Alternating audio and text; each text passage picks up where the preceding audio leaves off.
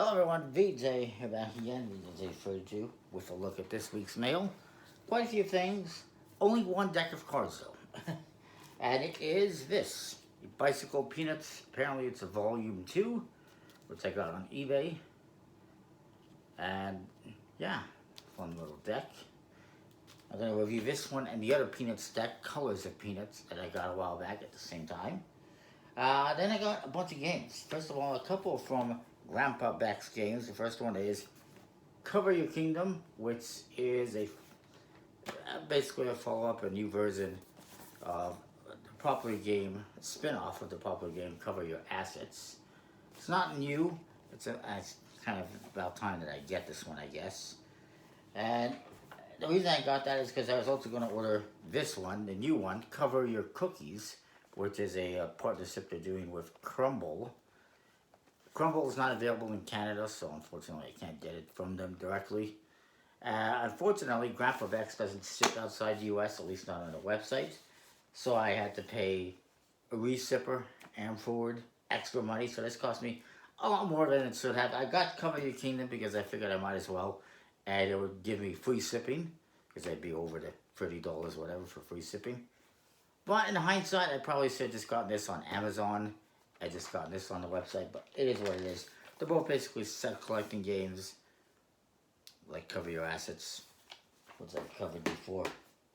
And I got a couple of games from gameplay.pt, which is a Portuguese card game, well, Portuguese game website. I found this through Board Game Geek. And one game I got is this one, Pungai. Hopefully that's how you pronounce it.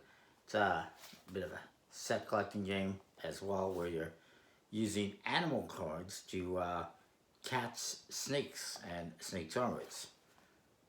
Pretty cool game. And this one is by Hoots. How do you pronounce that? Huck and Friends. Huts and Friends. Anyways, and this one's an older game, but it's not, doesn't say what, 2017, it's not too old. Then I got this one, which, not sure when it came out, but it is by Mebo. This is part of the reason why I went to this Portuguese shop. And it is Reis de Portugal, which is Portuguese for Kings of Portugal. It's a trick-taking game that does not have English instructions, unfortunately. But it's all about these Portuguese dynasties and kings, and I thought that was pretty cool. Bit of a big, I can't speak. Bit of a big box, a bit of a tongue twister there for a deck of cards, but it is what it is. It's a big deck.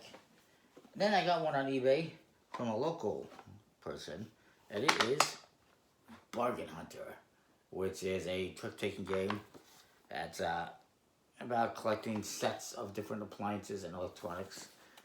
Kind of cool, and basically change the you're able to change the trump as you go. Now it's a massive box for a deck of cards. It's like an Uno-sized game, and there's room for about 6 of them in there. I don't know why these companies make such massive boxes for some games, but it is what it is. Speaking of massive boxes, I got an order from Board Game Bliss. The first game here is PacMan, a card game, which is a press your luck game. You're trying to avoid the ghosts, kind of like the actual game. I thought it was cute and fun, and it's nostalgic for me, because PacMan, or actually Miss PacMan, was the first ever video game I played back on the Atari 2600, I believe it was. Back in the very late 80s, very early 90s, I don't remember exactly when it was I got it, but that was my first console. Miss PacMan was my first game, so this really takes me back, just a little bit. Then I got a game here, this is by Karaoke Games. It is Mass Transit. Nice linen finished box, which is interesting. And this is a game where you have this center tile. It's basically co-op, you can play solo. You have the center tile, which has different meeples on it, and you're trying to play cards to create these pathways to get the meeples home. So that's pretty cool. It's different. And then I got the big one, Serif of Nottingham, which is very big. This is the second edition, Come On, or Simon, I guess. It's apparently a bigger box than the original version. It's a pretty big box. It's a game where all the players are acting as merchants, and you're gonna have different types of items such as apples, bread, chickens, and cheese that you're going to be trying to get into the town, but you got to get past the serif. And along with those items, you might also be taking in some contraband, like crossbows and other things that you might be trying to sneak in. And the serif is a player that's going to rotate around the table, so everyone's going to take turns as a serif. The serif, it's a bluffing game. The serif has to try to figure out, are you being honest or you're not, and you're trying to get away with taking in contraband, perhaps, maybe you're not. It's a pretty fun game. It's been around for a number of years now. It's not new at all, but this one, 2020, recommended by Mentum Mind Games, so that's cool. Yeah, it's pretty cool.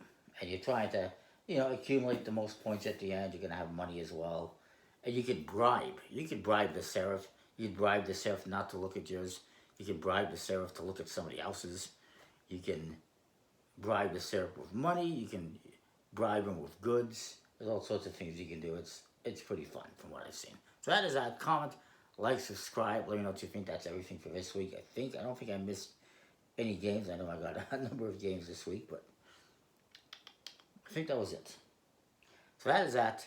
We will see you next week with more. Not sure how much more, but more. See ya.